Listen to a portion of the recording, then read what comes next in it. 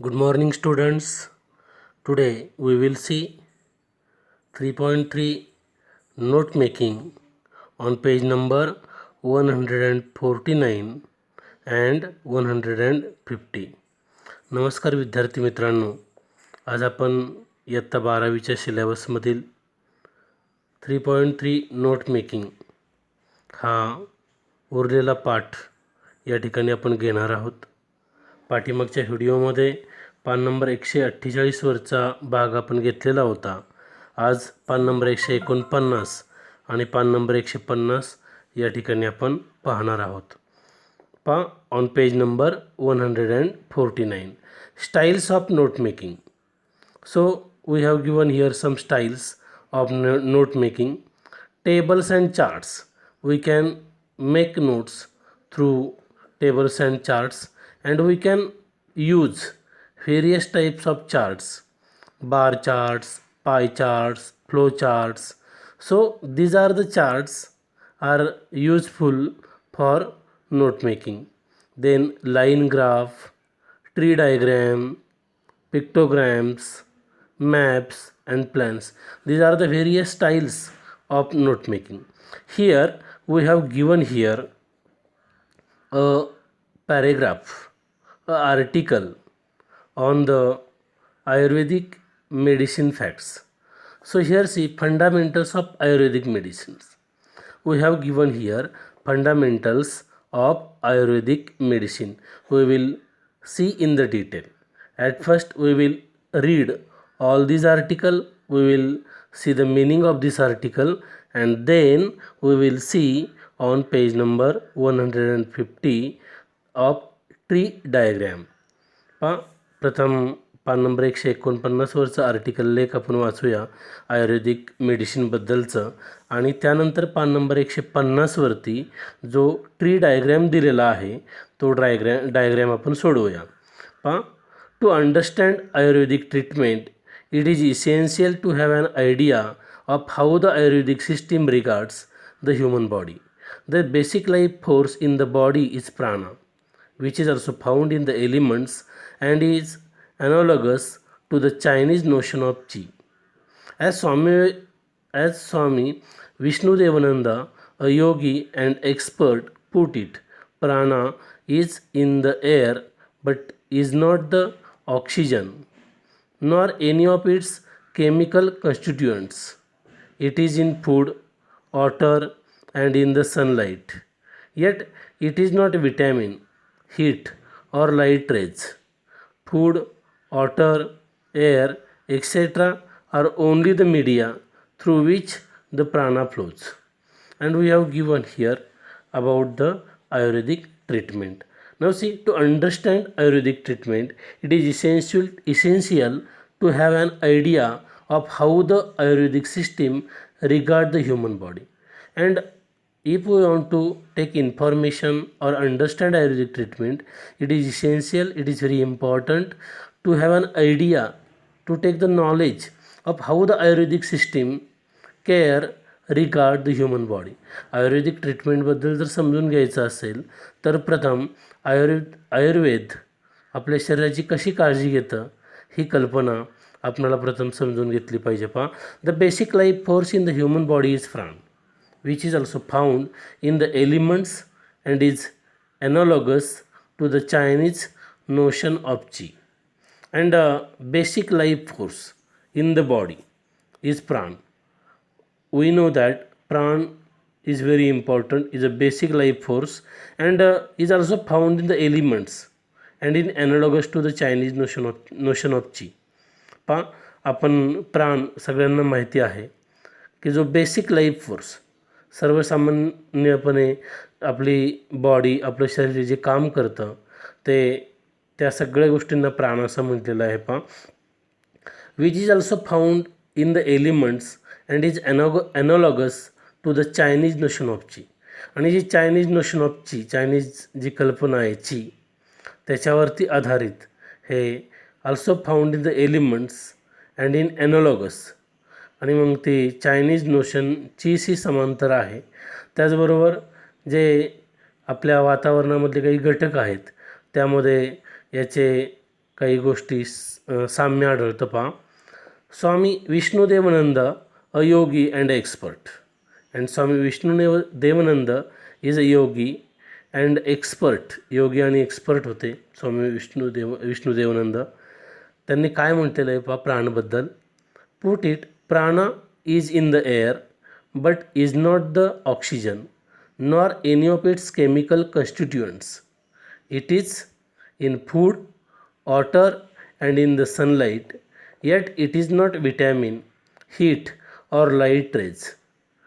पहा त्यांनी प्राणाबद्दल स्वतःचं जे मत व्यक्त केलेलं आहे ते असं आहे पहा. प्राणा इज इन द एअर, प्राण हा जो आहे तो हवेमध्ये वातावरणामध्ये आहे. But is not the oxygen, but प्राण और प्राणा is not the oxygen, oxygen म्हणजे प्राण नाही आहे. Nor any of its chemical constituents, किंवा जे काही रासायनिक घटक आहेत वातावरणामध्ये तो म्हणजे प्राण नाही आहे. तर पहा, it is in food, water and in sunlight, yet it is not vitamin, heat or light rays. And pran is in food, water and in the sunlight. प्राण कशामध्ये आहे तर अन्न, पाणी आणि सूर्यप्रकाश याच्यामध्ये आहे. Eight it is not vitamin, त्या अन्नातून मिळणारे विटॅमिन म्हणजे प्राण नाही आहे. हीट और लाईट रेज, किंवा उष्णता असेल, लाईट रेज म्हणजेच जे प्रकाश आहे, त्या प्रकाश जो आपण ज्याच्यामध्ये आपण पाहतो तो म्हणजे प्राण नाही आहे. तर सूर्यप्रकाश, पाणी आणि अन्न म्हणजे प्राण आहे असं त्यांना म्हणायचं आहे. पहा, food, water, air etcetera are only the media through which the prana flows, and the prana or prana flows through food, water or air. आणि आपला जो प्राण आहे तो फूड, वॉटर अँड एअर, अन्न, पाणी आणि हवा यांच्यामधून तो पुढे जातो. तो पुढे फ्लो करण्यासाठी, पाठवण्यासाठी तो एक मीडिया आहे, एक माध्यम आहे, अन्न, पाणी आणि हवा म्हणजे पहा. Second paragraph. In Ayurveda there are 5 basic elements that content प्राणा: अर्थ, water, fire, air and ether. These elements interact and are further organized in the human body as 3 primary categories or basic psychological principles in the body that govern all bodily processes known as the doshas. The 3 doshas are Vata, Pitta and Kapha. Each individual has a unique blend of the 3 doshas known as the person's prakriti, which is the reason why Ayurvedic treatment is also personalized. In Ayurveda, illness is regarded as a state of imbalance in one or more of a person's doshas, and an Ayurvedic physician works to adjust and balance them via a variety of methods.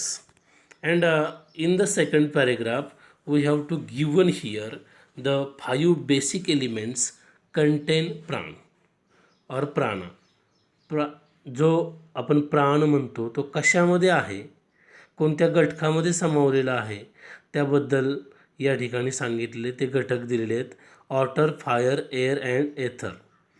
Ether means की ज्याला आपण अवकाश म्हणतो, की ज्याच्यामध्ये हवा म्हणजे वरील जो पातळ हवेचा प्रदेश आहे त्याला एथर असं म्हणतात. किंवा अर्थ, वॉटर, फायर आणि एअर म्हणजे पृथ्वी, जल, अग्नी आणि वायू यामध्ये प्राण कंटेन झालेला आहे, प्राण समाविष्ट झालेला आहे. These elements interact and are further organized in the human body, and all these elements are interact with each other. They are depend with each other and are further organized in the human body, and they are organized in the human body: water, earth, fire and air, and they related each other, they affects each other. So they are very important here. They affects each other in the, हे सर्व घटक एकमेकांवरती अवलंबून आहेत, म्हणजेच अर्थ, water, fire आणि air, त्याचबरोबर एथर. आणि त्याचबरोबर 3 बेसिक अशा सायकॉलॉजिकल प्रिन्सिपल्स, मानसशास्त्रीय तत्त्व आपल्या शरीरामध्ये समाविष्ट झालेली आहेत. आणि ती तत्त्व गव्हर्न ऑल बॉडीली प्रोसेसेस, आपल्या शरीरामध्ये त्या ठिकाणी आपल्या शरीराचं नियंत्रण करतात, non as doshas.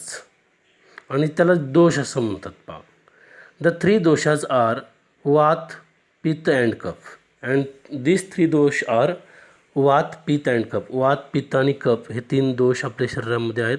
And that govern all bodily processes. Each individual has a unique blend of the 3 doshas. And each individual means वात, पित्त and cuff, these 3 dosh, if we take individually, has a unique blend of 3 dosh known as the person's प्रकृती. आणि हे 3ही दोष एकमेकांवरती अवलंबून असतात.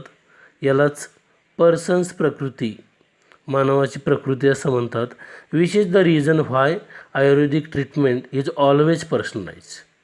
And that's why Ayurvedic treatment is always personalized according to that person's prakriti. आणि म्हणून आयुर्वेदिक ट्रीटमेंट ही त्या व्यक्तीच्या प्रकृतीवरती अवलंबून असते. पहा, in Ayurveda illness is regarded as a state of imbalance in one or more of person दोष.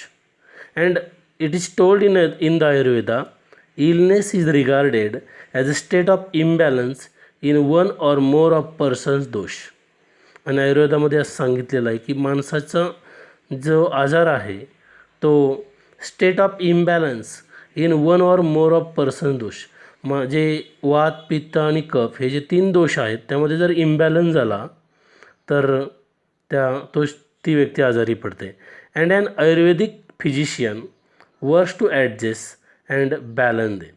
आणि आयुर्वेदिक फिजिशियन, आयुर्वेदिक डॉक्टर तो दोष दूर करण्याचा प्रयत्न करतात आणि त्याच्यामध्ये बॅलन्स साधतात via a variety of methods.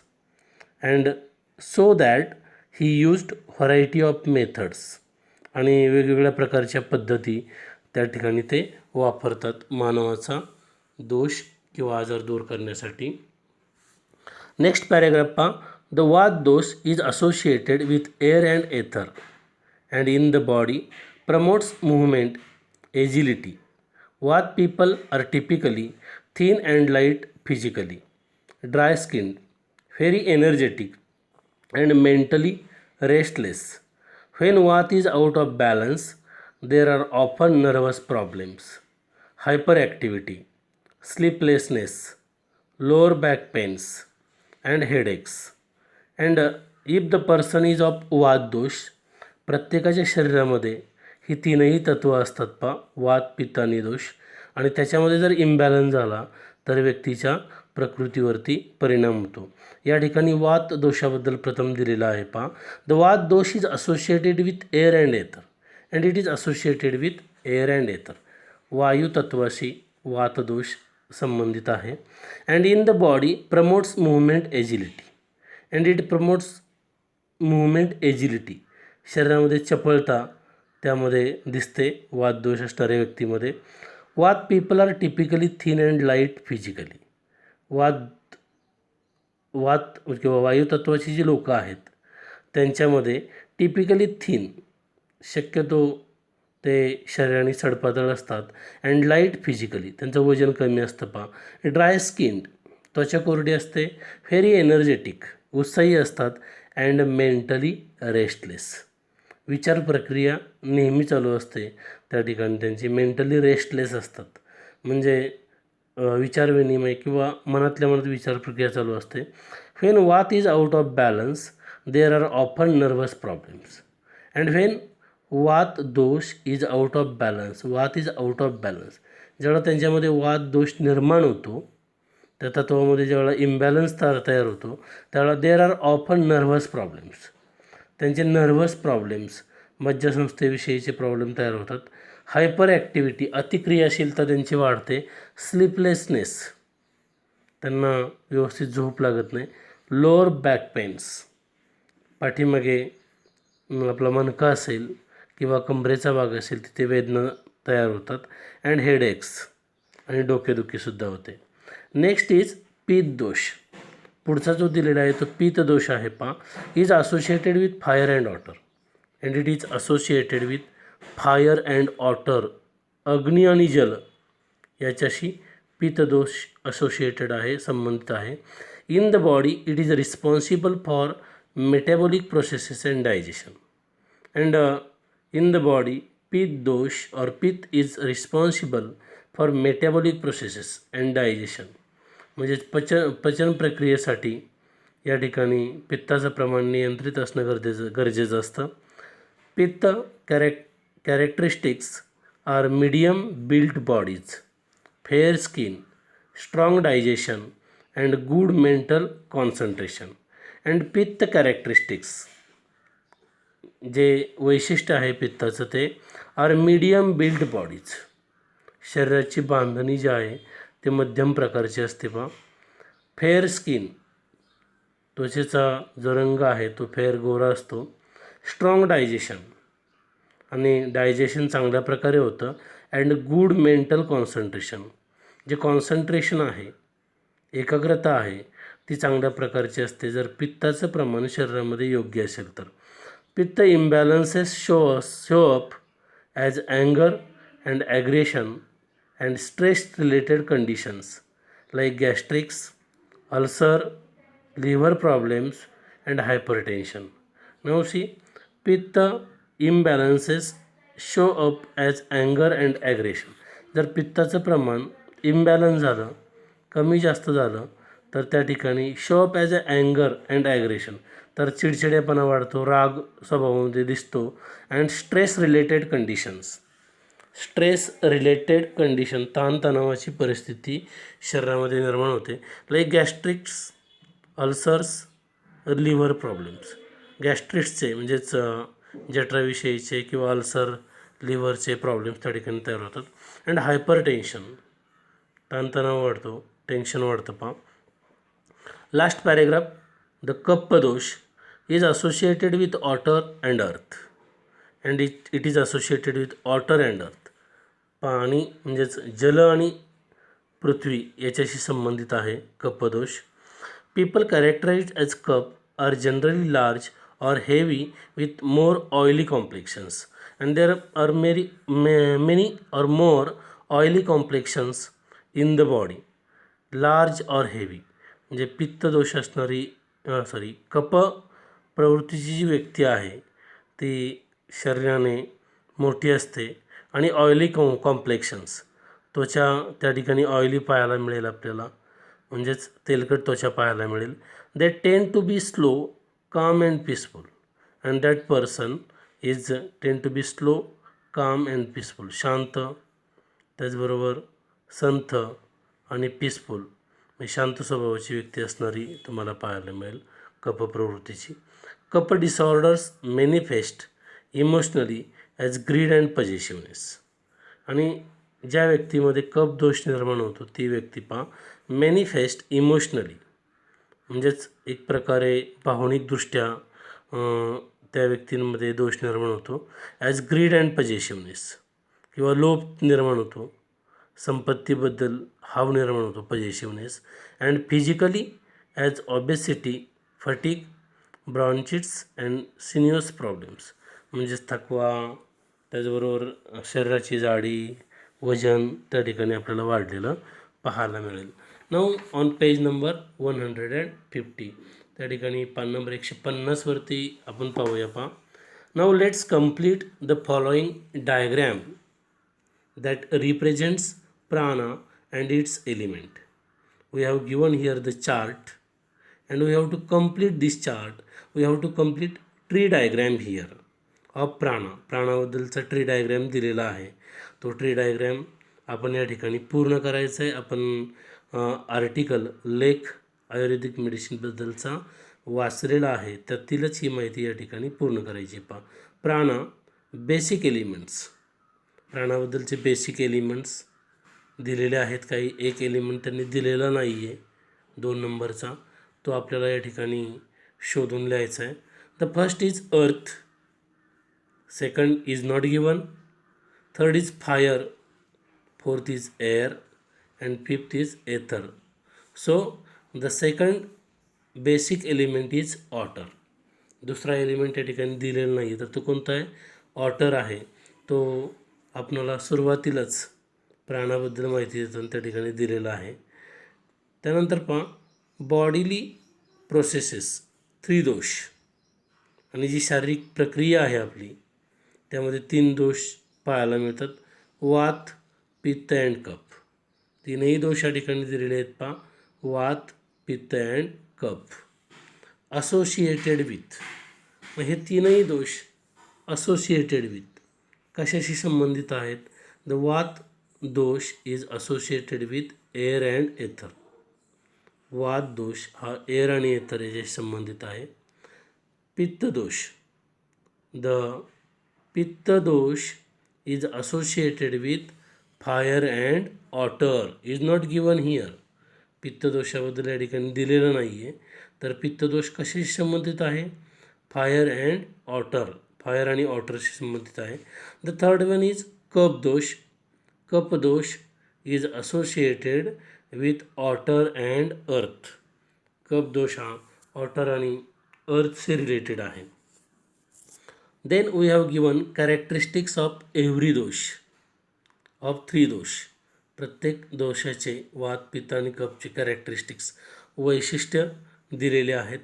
At first we will see the characteristics of vata dosha. वात दोषाचे जे कॅरेक्टरिस्टिक्स वैशिष्ट्य दिलेले आहेत ते अशा आहेत पहा. Thin and light physically. That person is thin and light physically, म्हणजेच सडपतळ असते ती व्यक्ती, वजन कमी असतं. ड्राय स्किन्ड, त्वचा कोरडी असते. एनर्जेटिक, उत्साही असते. मेंटली रेस्टलेस, मानसिकदृष्ट्या त्या व्यक्तीमध्ये त्या ठिकाणी ताणतणाव असलेला पाहायला मिळतो. The characteristics of pittadosha. पित्तदोषाचे कॅरेक्टरिस्टिक्स पहा. मीडियम बिल्ड बॉडीज, शरीर मध्यम आकाराचं आहे. फेअर स्किन, त्वचेचा रंग गोरा आहे. स्ट्रॉंग डायजेशन, पचन प्रक्रिया चांगली होते. गुड मेंटल कॉन्सन्ट्रेशन, आणि जे मेंटल कॉन्सन्ट्रेशन आहे चांगल्या प्रकारचं असतं. म्हणजेच पित्त प्रकृती असणाऱ्या व्यक्तींची अशा प्रकारची वैशिष्ट्ये आपल्याला पाहायला मिळतात. The third is kaphadosha. We have to write characteristics of kaphadosha from the article on page number 149. 149 पानावरचं आर्टिकल, त्याच्यामधून कफदोषाची कॅरेक्टरिस्टिक्स वैशिष्ट्य आपल्याला लिहायचे आहेत. The first is generally large or heavy with more oily complexions. Large or heavy with the body, शरीर मोठं असतं, वजन जास्त असतं. With more oily complexions. Oily complexions, त्वचा जी आहे ती तेलकट असते. They tend to be slow, calm and peaceful. And all these people means the people of kapadosh, not kapdosh but kapha prakriti. कप प्रकृतीची जी लोक आहेत त्यांचं म्हणजे त्यांच्यामध्ये they tend to be slow, calm and peaceful, शांत असतात, संयमी असतात आणि स्वभावसुद्धा त्यांचा शांत असतो पहा. Then imbalance shows. आणि जर या दोषामध्ये इम्बॅलन्स तयार झाला तर कोणकोणत्या गोष्टी शरीरामध्ये घडतात ते या ठिकाणी पाहायचं. If there is imbalance in vata dosha और वात प्रकृती. वात प्रकृतीमध्ये जर इम्बॅलन्स तयार झाला तर काय होतं? Nervous problems. There will be nervous problems, म्हणजे मज्जासंस्थेविषयीचे दोष निर्माण होतात. Hyper activity. There is hyper activity in the body. Sleeplessness. Person can't take sound sleep. शांत व्यक्ती झोपू शकत नाही, झोप चांगली लागत नाही. Lower back pains. पाठीमागे म्हणजेच मणक्यामध्ये वेदना होतात किंवा कमरेला त्या ठिकाणी वेदना होतात. हेडेक्स, डोकं दुखतं. अशा प्रकारे दोष त्या ठिकाणी किंवा समस्या जर वात प्रकृतीमध्ये इम्बॅलन्स झाला तर तयार होतात. नेक्स्ट वन इज पित्त. If there is imbalance in pitta prakriti, so there are some changes in the person. Anger, we will see that person will be angry. अँगर, aggression. अँगर means राग, राग आलेला पाहायला मिळते व्यक्तीला. ॲग्रेशन म्हणजेच एखादी गोष्ट मिळवण्यासाठी अति म्हणजे हव्यास दाखवणं किंवा त्या ठिकाणी खूप प्रयत्न करणं, चिडचिडेपणा करून.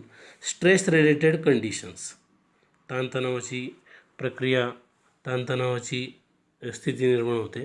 गॅस्ट्रिक्स, जठरासंबंधीचे प्रॉब्लेम होतात. त्याचबरोबर अल्सर्स, लिव्हर प्रॉब्लेम्स आणि hypertension.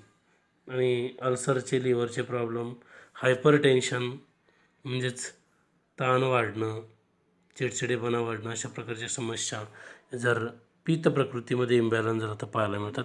If there is imbalance in kapha prakriti, so there will be some problems in human body. जर कफ प्रकृतीमध्ये इम्बॅलन्स झाला तर खालील समस्या माणसामध्ये निर्माण झालेल्या आपल्याला पाहायला मिळतील. Manifest emotionally, that person will become emotional. Greed, possessiveness, the person will be greedy. Possessiveness, एखादी गोष्ट मिळवण्यासाठी हव्यास वाढतो त्या व्यक्तीचा. Physically, obesity, fatigue, bronchitis, sinus problems. That person will be, there will be obesity, fatigue, bronchitis, sinus problems. ती व्यक्ती शरीराने जाड होते, आकार वाढतो, फटीग थकवा जाणवतो, ब्रॉन्चिटिस आणि सायनस प्रॉब्लेम म्हणजेच शरीरातल्या विविध समस्या त्या ठिकाणी निर्माण होतात. अशा प्रकारे आपण पान नंबर 149 आणि 150 वरचा उरलेला नोट मेकिंगचा भाग या ठिकाणी आपण पाहिलेला आहे. आपण पुढच्या व्हिडिओमध्ये वेगळा भाग घेणार आहोत. सर्व विद्यार्थ्यांनी पान नंबर 151 वरती दिलेले ब्रेन स्टॉर्मिंग जे आहेत ते सगळ्यांनी सोडवायचेत. पान नंबर 152 वर सुद्धा ब्रेन स्टॉर्मिंग क्वेश्चन्स आहेत, ते सुद्धा सगळ्यांनी सोडवायचे आहेत.